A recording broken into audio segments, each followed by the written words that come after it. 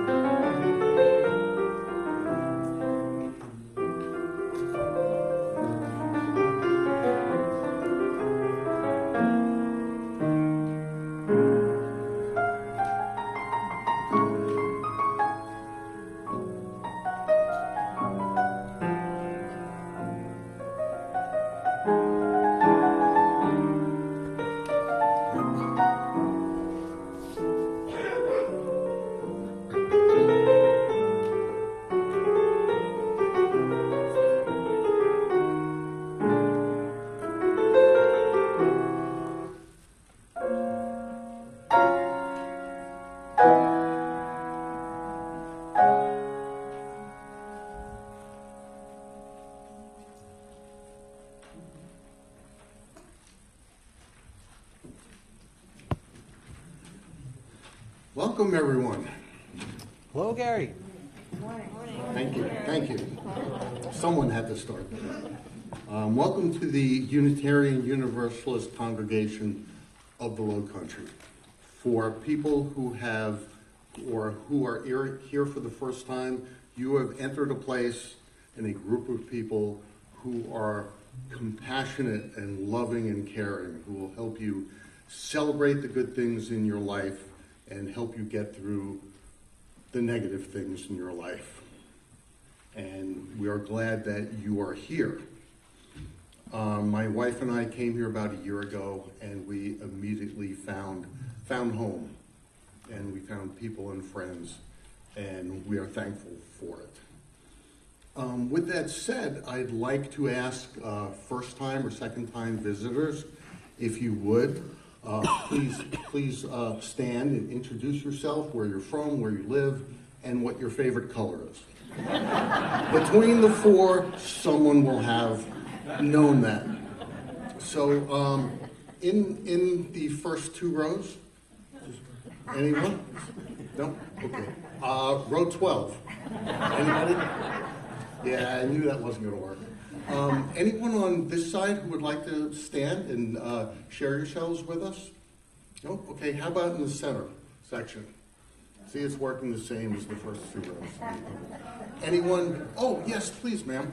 My name's Laura. I'm my dad's stepmom, and I'm from Palm Springs, California. My husband is actually a UU. I just haven't done yet. My favorite color is purple. Welcome. And anyone on this side, please? Oh, my goodness. Oh, have the wrong glasses. I'm sorry. Yes, please. I don't like to think of myself as being invisible, but I am here from Winchester, Virginia. My name is Suzanne LaRoe, and I'm part of the Unitarian Church of the Universe of the Shenandoah Valley. And I'm here because I'm curious about how other people do this. Welcome. Yes, please. Hi, Joe and Debbie Saka. We're from Harwich, Massachusetts, on Cape Cod. We're here for a couple of weeks in Hilton Head, enjoying 20-degree warmer weather. Thank you. Welcome. My name is Jeff. I'm here with my wife Margaret, and we've been here before, but it's been a few years, and we were thankful to see our name tag was still on the table. Appreciate that. And our good friends Mike and Betsy invited us to come today, so Welcome. That just goes to show you, if you come here once, you never leave. In the middle of your order of service, there are a couple of announcements I'd like to just briefly touch base on. Friday, February 16th, Matt Nakoa. I cannot say enough about this performer and how much fun Sharon and I had when we saw him. Entertaining, amazing musician, amazing singer. Please tell your friends, tell people who are not your friends, and hopefully we will see you there. On Sunday, February 18th, we will be joined by Reverend Pat Jobe. His theme is Fred Flintstone as a role model. Yes, you heard me correctly. Only Pat Jobe can do this. And we are having the rummage sale on April 27th. I walked in, I looked at the room where we're storing stuff, and I told myself, boy, that's a lot of stuff. Why don't we call it a stuff sale? Okay, not a great joke, but can't all work. And there's going to be a bake sale associated with that. Please, items with blueberries and chocolate chips, my favorites. Thank you. And with that said, I would like to introduce Reverend Charlie Tyler.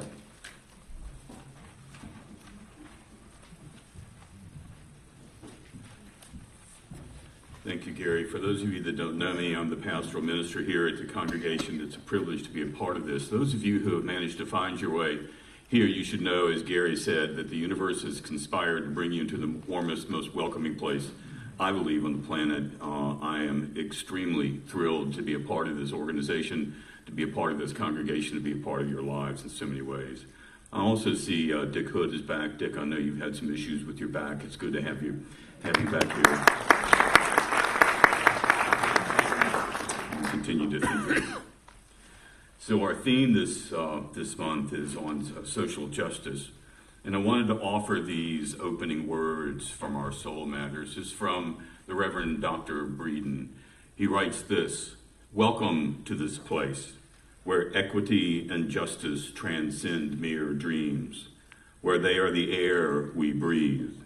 Enter this sanctuary, all who yearn for respite from a world rife with scarcity and inequity, rife with the restless shackles of privilege and bias. Come, embrace this space, be embraced by this place, this refuge where scarcity and disparity dissolve into we, together, crafting a place where the breath of life is equity and justice, cherished, manifested, and sustained.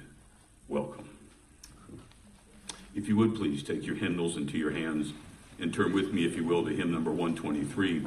May we stand, if you're willing and able, and sing together, Spirit of Life. Thank you.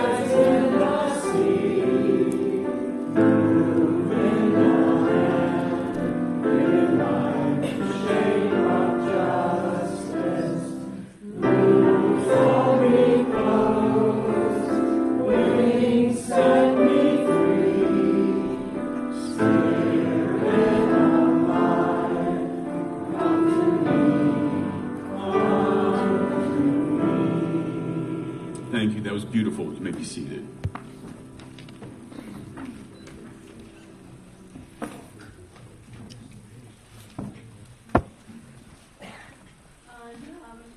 On September, is it on?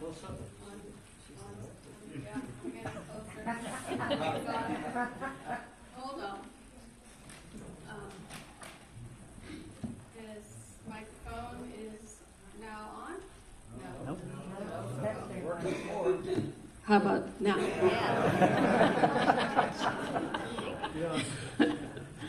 As I was saying, on September 24th of last year, Reverend Charlie Tyler gave one of the best sermons he's ever given. It was the one that you might remember where he talked about the Statue of Liberty. And it was during the time that we were renewing our certification as a welcoming congregation. And he asked us here at UUCL to look at ourselves as a new Colossus. Do you remember that? And to find in our spirits the invitation of the Lady of the Harbor. And that day we all learned a little bit more about Lady Liberty. Well, today, as Charlie Tyler kicks off our monthly theme of justice and equity, I thought it might be fun for us to learn a little bit more about another lady, Lady Justice. She too is a universal symbol. And there she is. I asked David if he would put up a picture of her so that you can see what she looks like. And of course, this is only one image of her, and there are many. So as you can see, like Lady Liberty, Lady Justice is a statue. And while the Statue of Liberty has only lived in New York Harbor since 1866, Lady Justice has lived for centuries in courthouses and multiple other places in many countries all around the world. She's one of the most recognized symbols in the architecture of our Supreme Court building in Washington, D.C.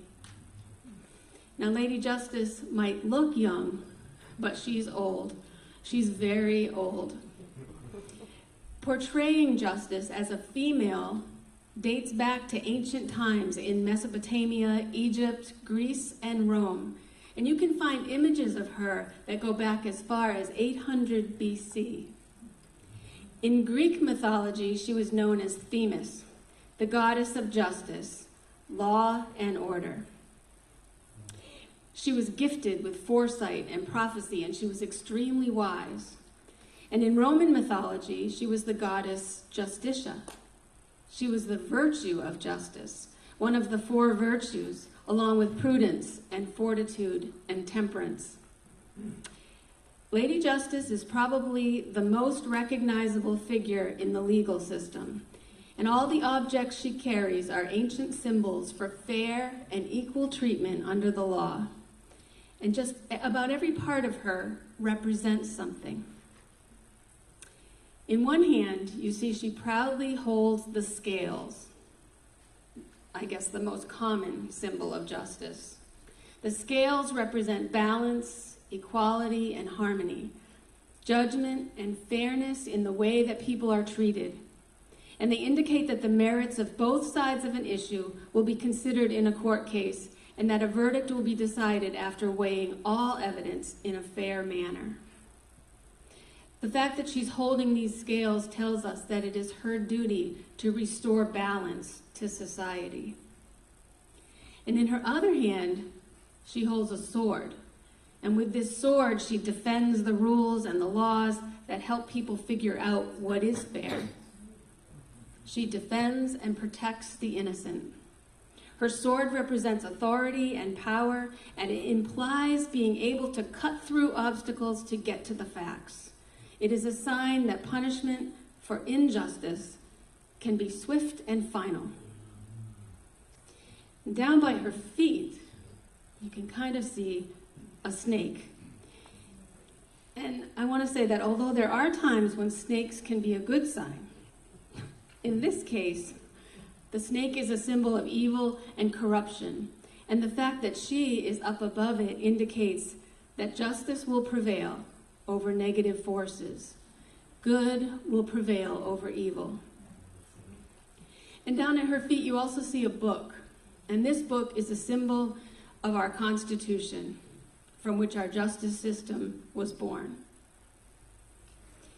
When you look up at her face, you will see that her eyes are covered by a narrow band of cloth.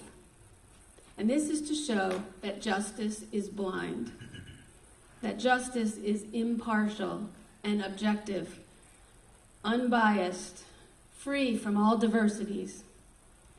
The blindfold is there to remind us that outside factors like politics and wealth and fame or a person's identity should not influence decisions.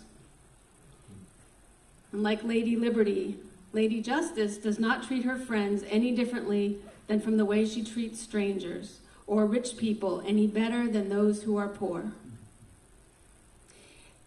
Looking up information about her, I found that the origin of the blindfold was a little unclear, but today it generally is accepted as a symbol of fairness. And because trying to make things fair for all living beings can be a struggle, can be difficult and even painful at times, when you look at her up close, you can't really see it in this picture, but in other pictures you'll notice that there is a tear on her cheek. Anyway, overall, I think when you look at Lady Justice, it is impossible not to see her as a symbol of love. When she is working, when justice is working, everyone feels like they're being treated fairly.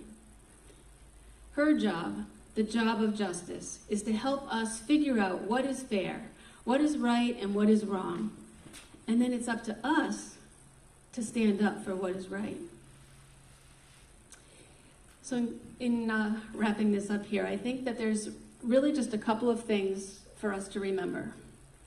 And one of them is that if you had forgotten about that sermon that Charlie Tyler gave us last September, or if you never saw it to begin with, you might want to just go to our website and click on services and watch it. Because some of Charlie's sermons are worth hearing more than once. And the other thing is that, and probably more importantly, is that just remember this: you can't have justice without love. And the young people have already departed, and I'm going to go join them.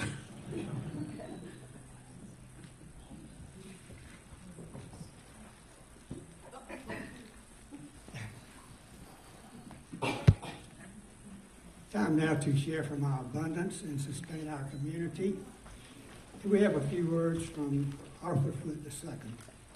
Freely have we received of gifts that minister to our needs of body and spirit. Gladly we bring to our church and its wide concerns a portion of this bounty.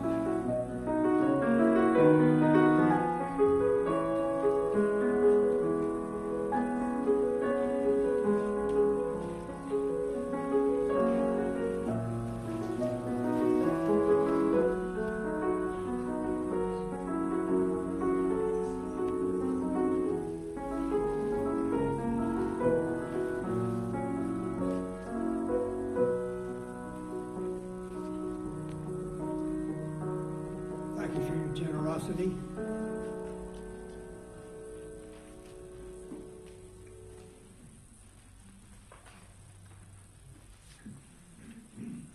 Now is the time we share our joys and concerns. If you have a joy, we'll be happy to celebrate with you. If you have a concern, sometimes just the moral support of loving friends can be very comforting. So if you like to come forward, take a stone from the basket, tell us who you are and what you'd like to share, and put the stone in the cairn.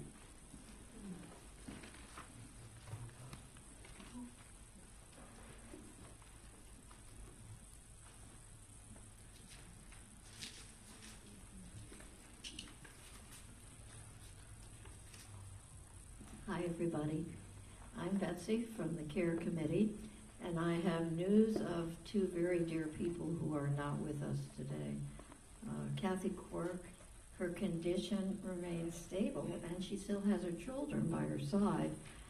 Now, Kathy's been stable now for the past 3 or 4 weeks, so her daughter, Erin, will not be contacting me in the future unless things change, and then she will let us know. So if you hear nothing, we can assume that Kathy remains stable. We can continue to send messages using Erin's email or sending cards to Chandler Hospital. And we can keep her in our hearts and we can love her. Kathy's ICER. Kathy sends her love to all of us. Her husband, Bud, is now under the full care of hospice. And Kathy says that sometimes Bud sees people who are not there. Kathy says it really can be quite funny. Hospice is taking good care of Bud and Kathy. And Kathy says that the hospice chaplain, Charlie Tyler, is her rock. Now, why does that not surprise us? As she is grateful for live streaming and messages back and forth. Please keep Kathy in your hearts and keep those loving messages coming her way. And finally, I have a personal joy. My son Adam is here today with us, and that really makes me happy.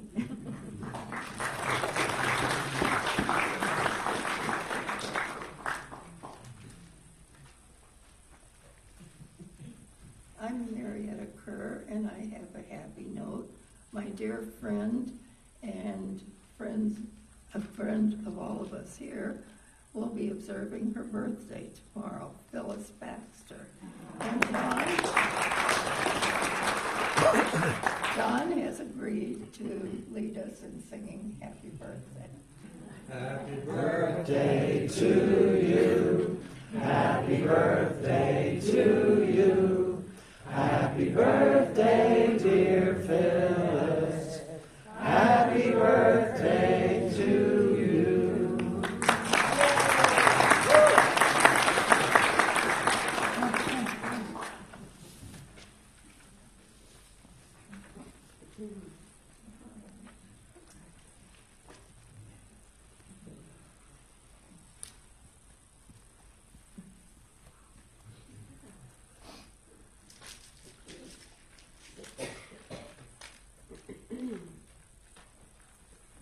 Hi, my name is Linda Klingman, and I have 3 joys. The first of which is that although I'm still recovering and still learning muscle memory, you see what's not in front of me. I do not have a walker anymore. And my second joy is that I had surgery 2.5 weeks ago, and I kept telling my daughters, you know, I'll be fine, I'll be fine. My oldest lives in Macon. She was going to come out for a couple of days and stay with me. I said, I'll be fine. And the 3 girls got together and said, Mom will not be fine. So each one of them spent 4 days with me. So I had 12 days of daughters. And it was just marvelous. And I was thrilled. And the third, that some of you already know because you saw it on Facebook, is I sold my business and I am retired. Thank you very much for all your good thoughts and concerns for me. So thank you.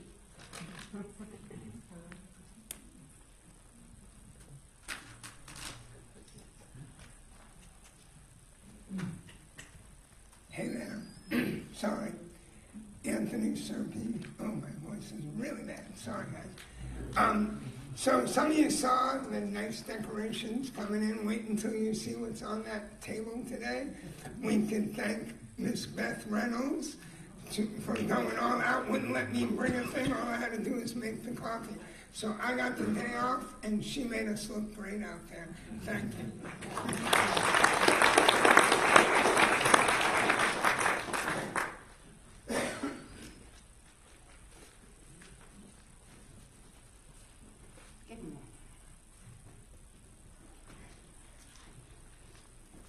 Good morning, Susan Crow. I'm curious, how many in the room are grandparents? There's a lot of them. So I'm a relatively new grandmother. My 2 grandbabies are just a year and a half. And the one joy I wanted to share is how fun it is to rediscover children's books. I mean, I have not read a children's book in 35 years, and they are just delightful. So I found one this morning that a cute little excerpt from it says, "There was a hippopotamus who hiccuped quite a lot-o-mus, and every time he got-a-mus, he'd fall upon his bottomus." Isn't that fun? I just had to share that.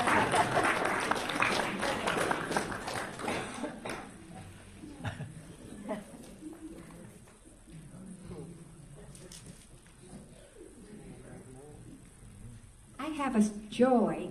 Yesterday, our own Brian Frank directed a wonderful production of barbershop singing.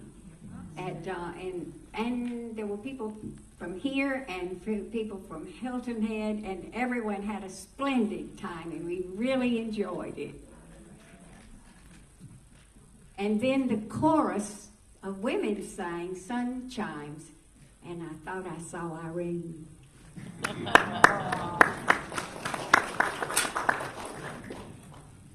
Now join me in reading the affirmation 563. Oh, come, Greg. I didn't mean to miss you.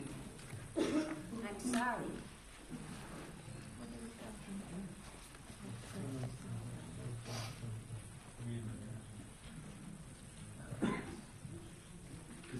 When I do it, I take a stone and I like this. Back the other way, but it doesn't really matter to me. Basket Yeah, to the- that's kind yeah, of, there come you go. ahead. All right. I have a joy. I am turning 61 on the 13th of this month. So, happy birthday to me. Anyway, so if you want to sing happy birthday. Happy birthday to you.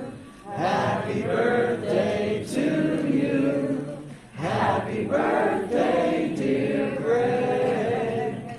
Happy birthday to you.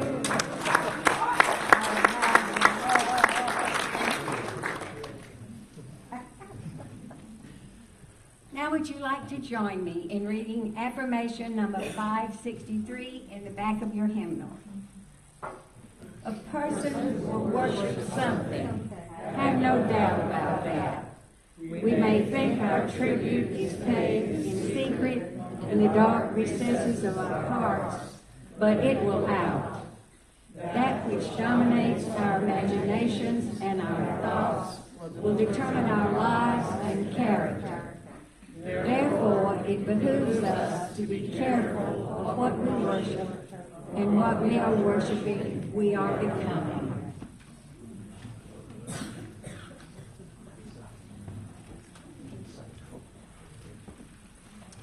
Those words from Emerson are true, and they ring very powerful in our hearts and in our lives. I hope we pay close attention to them. A couple people I want to come back around to, if I can. First of all, Susan Crow, thank you for that. Very often us UUs are accused of being too intellectual. and you really brought us to the right place on our bottomus. Cheryl Canick, of course, is having to give up skateboarding. Recently, she broke her wrist scuba diving or something, and so we're gonna root for her. And Linda Klingman, you and I have known each other. Where are you? You and I have known each other for a decade or longer now. Congratulations on these things. And just so you know, committee chairs, she's free now. She's worthy. It's Black History Month, as many of us know. Rosa Parks' birthday was the 4th. Frederick Douglass's birthday is on the 14th. The NAACP was founded on the 12th of February. Malcolm X was assassinated on the 21st of February. Trayvon Martin was killed on the 26th. And so when we consider our own justice perspective and our own understanding of the way that socially we are involved in these things, we stand up to this and we say it. And it's also important to know to take humbly our place here in the universe, because I would suggest to you that this church sits on land that belonged to somebody else once, that this church may well have been part of 40 acres and a mule that did not see completed. We ought not ever take our thoughts lightly about walking into this place. And of course, for those of you that are interested in Indigenous people, we can also know that this church and our homes sit on land that belonged to people 13,000 years ago, or at least they saw it as theirs to care for. And so it's a humbleness that we have when we step into social justice. There's a certain humility that we need to carry when we move into our world. Some of the things that I was reading during my preparation for this message forced me back into my own family's life. Some of you know that I have stood in front of an AME church and saw in some kind of way that I was a small fulfillment of Martin Luther King's vision of the children of former slave owners and the children of former slaves playing together in fields of righteousness. I am the child of a former slave owner. I am part of his vision that was fulfilled.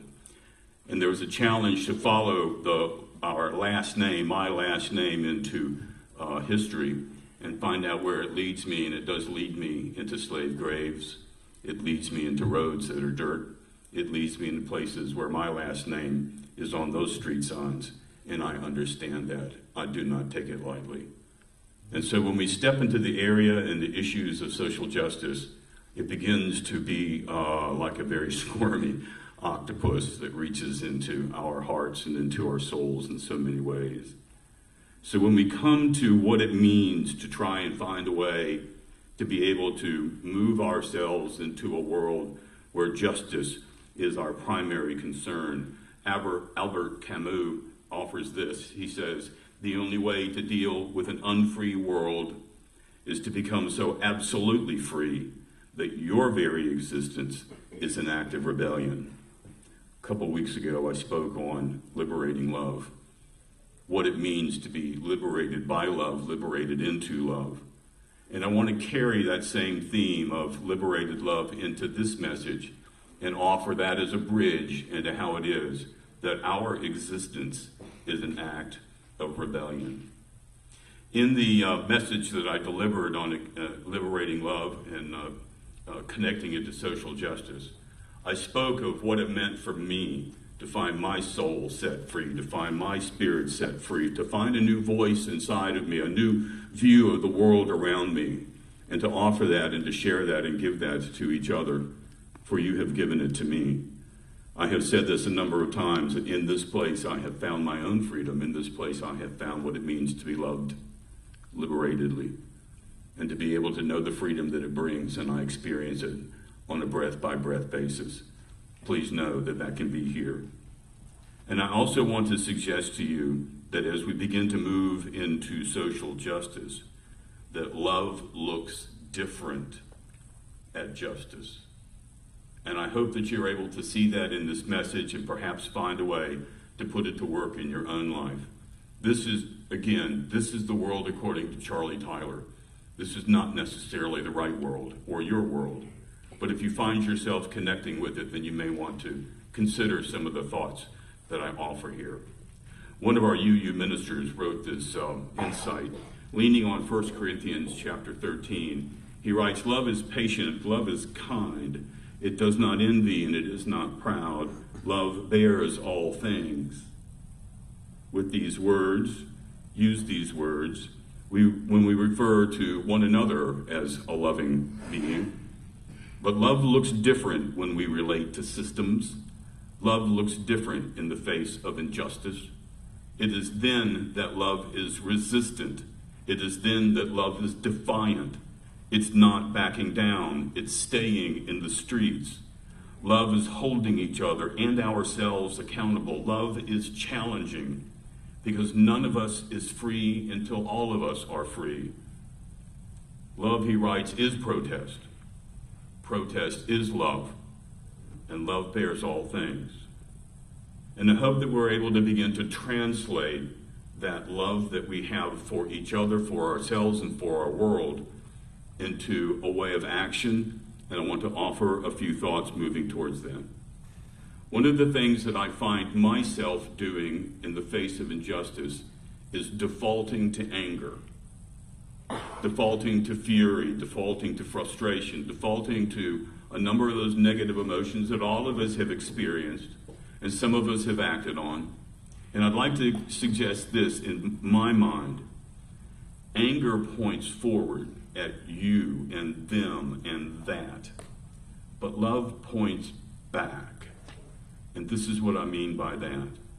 Anger can do good work, but not the work that love can do.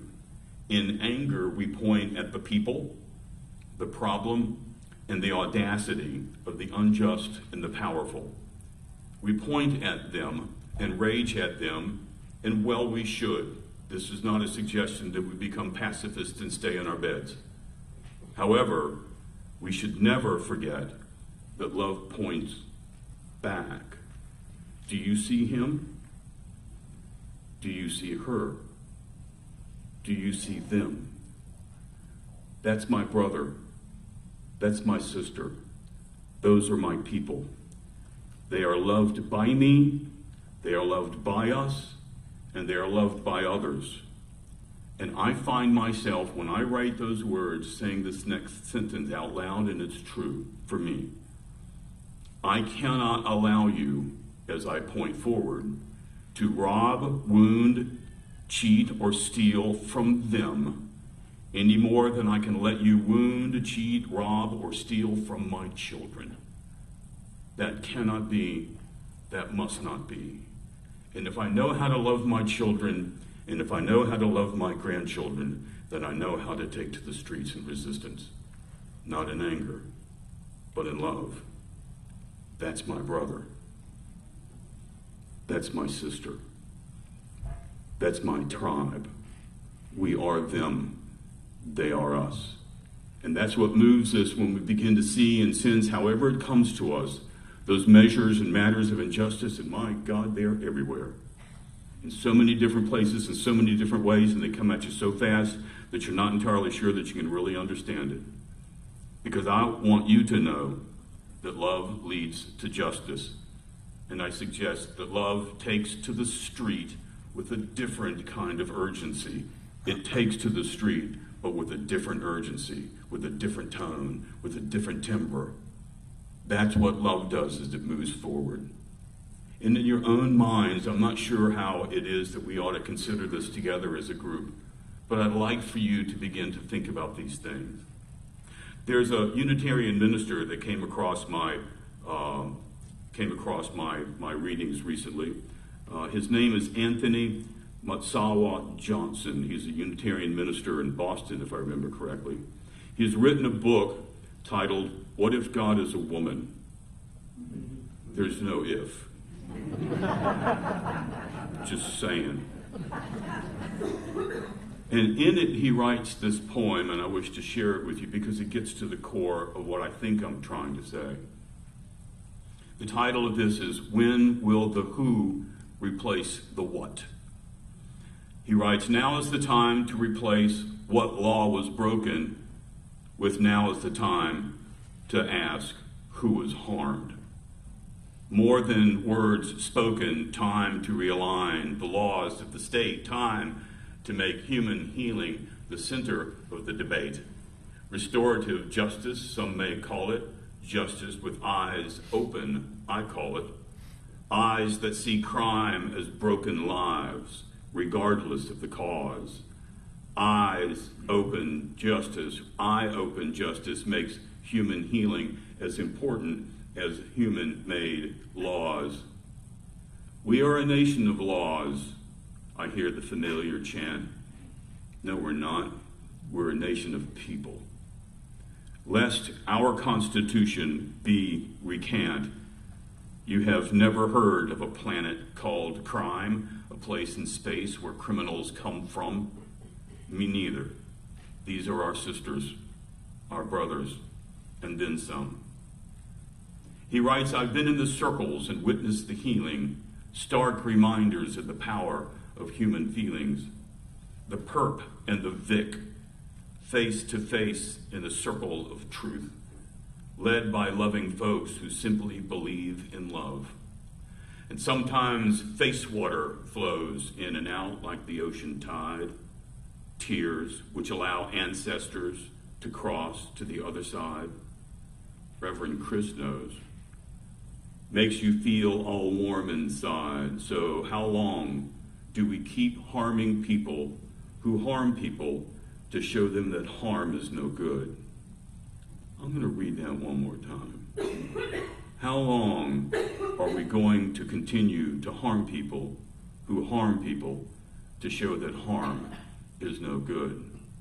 How's it working so far, he asks. Wood knocking too superstitious? Is neuroscience better? Brain studies show true caring is measurable and never misunderstood. Let us melt that frozen sea within, inmate to classmate, felon to fellow. Let us listen to the sweet strings of our spirit cello, listening to our inner gut. Today, let us allow the who to replace the what. Breathtaking, absolutely breathtaking. Have never seen life like this before, have never looked at it in this context. And I wanted to offer it to you because I think it's the way that you and I might be able to get our true urgent feet underneath us and take us into the streets with resistance and into the ballot box and into our world, however it is that you choose to do so in your own skill, your own personality, and your own way of living your life. Most of you are familiar with Bryan Stevenson. His book, Just Mercy, of course, is extraordinary. The movie that has come out with him as well, too. He writes in a video that there's 4 rules, he says, or practices, for achieving peace and justice. And he writes this, and I think that you might be able to connect with it. He says, first, get close to the marginalized. Think on that one.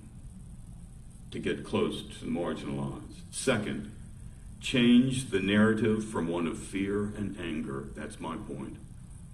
Is the narrative needs to be changed to love and compassion, and then drive us forward. Third, stay hopeful about creating justice, even when it's complicated.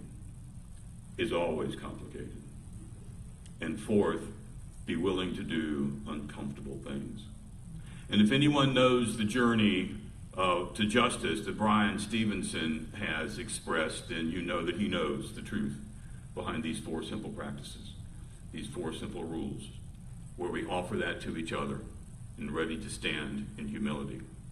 Stay hopeful, he says. Hard, hard, hard.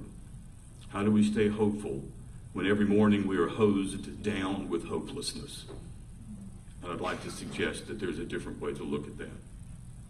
Some of you know that the historian Howard Zinn writes these words and offers us this in a very real way. He says, to be hopeful in bad times is not foolishly romantic. It's based on the fact that human history is a history not only of cruelty, but also of compassion and sacrifice and courage and kindness.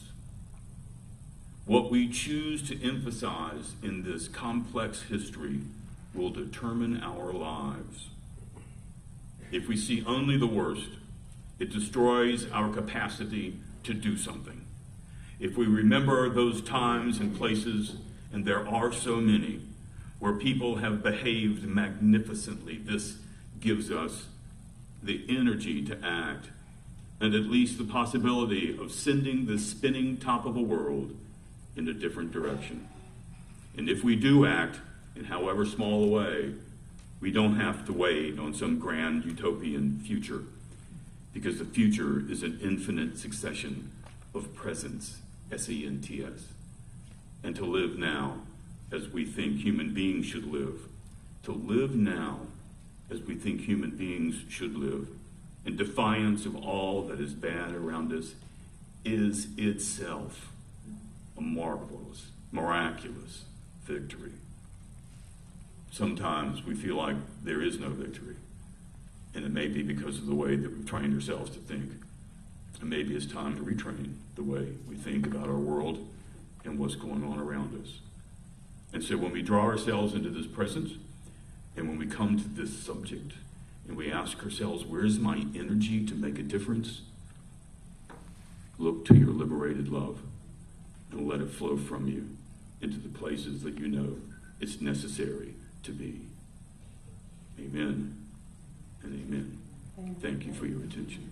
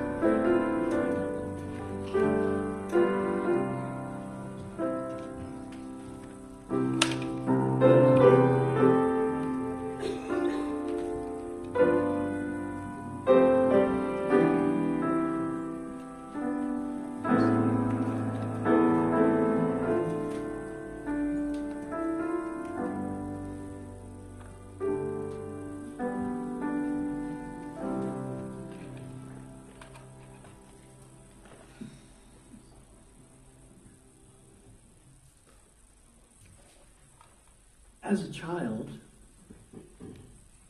Betsy would sail out into the Bay of Fundy with her family and a local fisherman friend to watch the right whales. Some of you may have done that too. But it's a thrill she has not forgotten. The right whales. Well, they're up to 60 feet in length. They weigh 70 tons. They're the rarest of the baleen whales, and baleen are these big sieves that they have in their mouths, which drain the water and the zooplankton out of the water, which is their main food. There are 350 right whales alive today. They've been hunted for 1,000 years. Wow. They were known as right whales because they were so easy to catch. They were slow swimmers.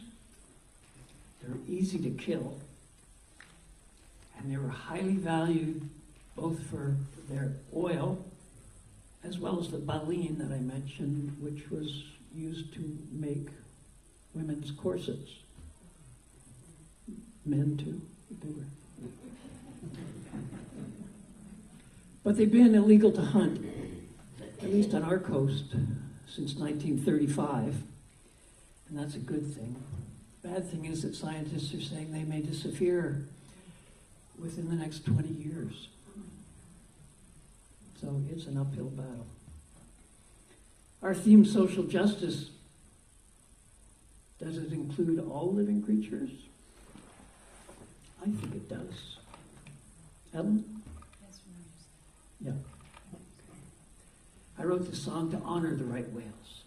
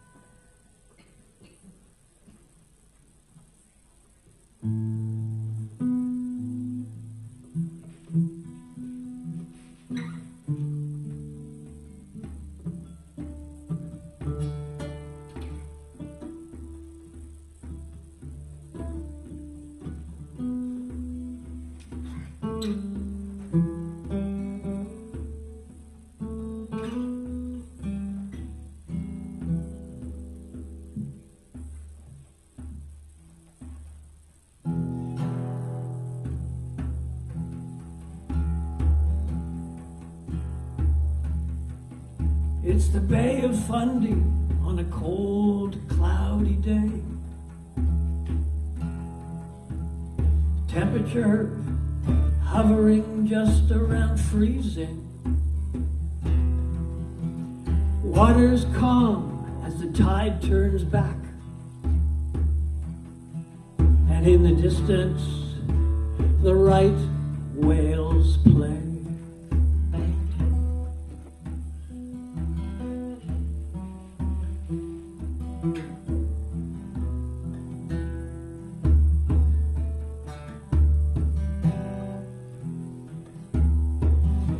Scars on their backs from a tanker's screw.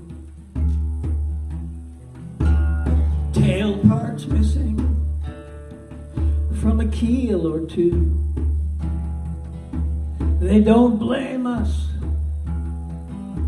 but God knows why. As they roll to the surface with a friendly eye. The whales swim to meet us with a gentle stroke as we look at them and we wonder, how will we save these kindly folk as they graciously forgive us our plunder?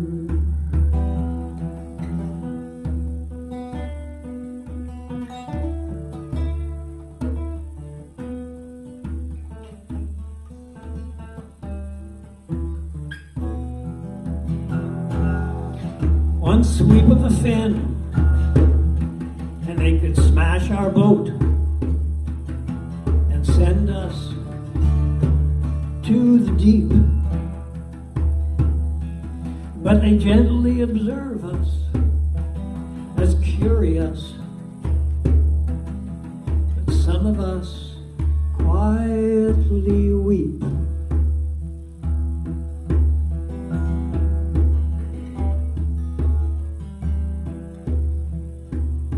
Sea temperatures rising drive the white right whales north. Some caught by accident in a trawler's net. Some give up exhausted on a northern beach.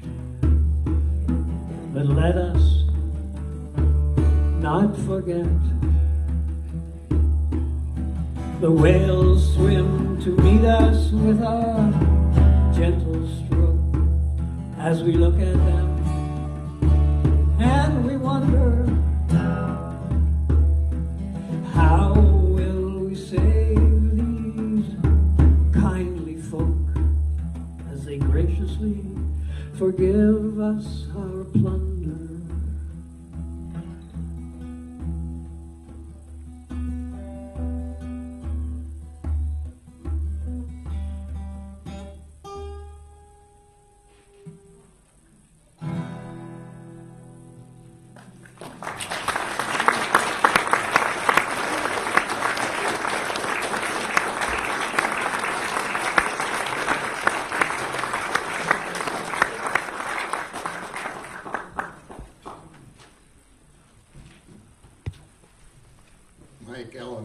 so much for that wonderful song. Always a joy. I'd like to thank everyone who was involved in this service. The new people who are here for the first time, I hope you got a taste of who we are and what we're about. After a brief 15 minutes or so to have some coffee and cake, please join us for what we call a talk back, where we get to explore more Charlie's message and explore and share ourselves with each other.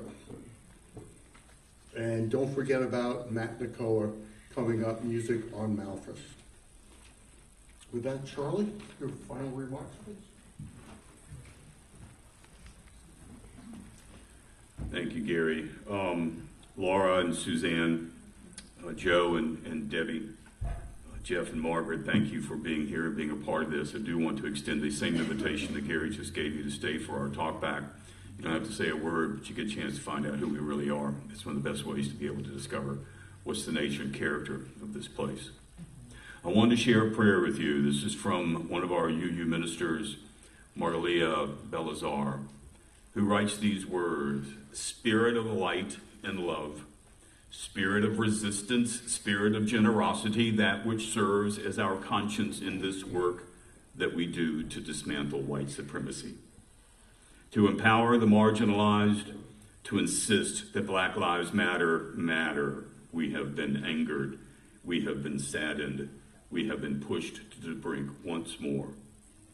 We are also inspired and seen to resolve to do better this time, to not simply get to the other side of this moment, but to get there morally healthier, to get to a safer space for Black bodies, to get to a safer space for the justice that we do.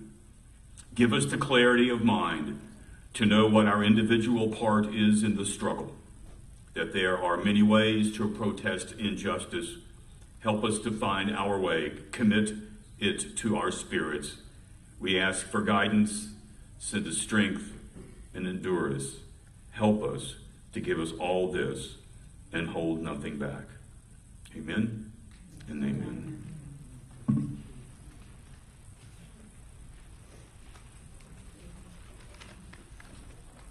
Shall we rise now to extinguish the chalice? While we extinguish this flame, we still carry in our hearts the light of truth, the warmth of community, and the fire of commitment until we are together again.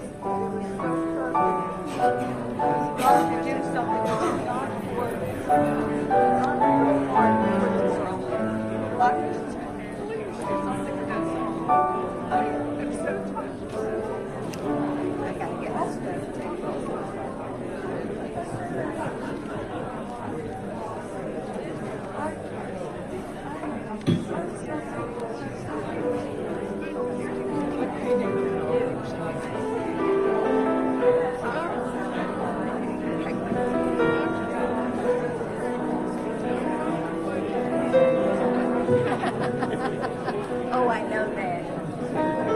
I'm sorry. Wait, I want to talk to you. I sat there and you had this smiling face.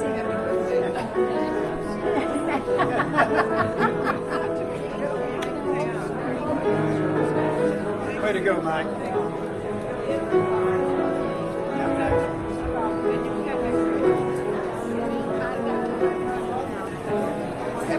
Cheers.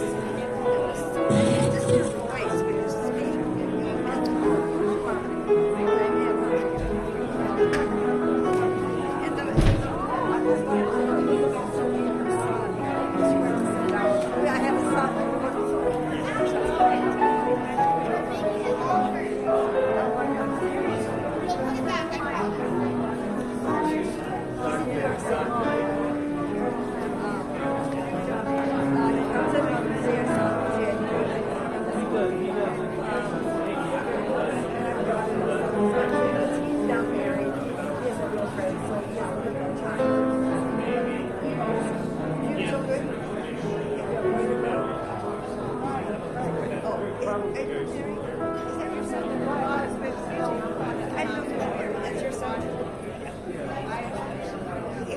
I have a daughter and a son. There's something about I just share there's something different about a son.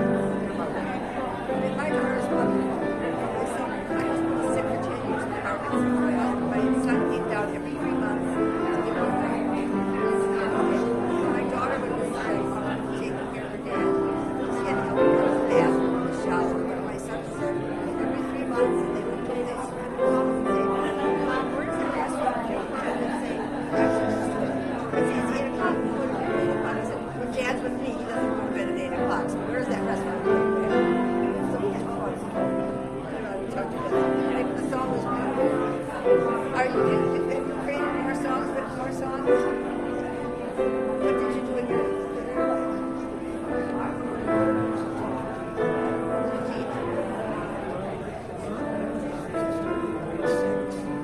Well, I love men in grade 6.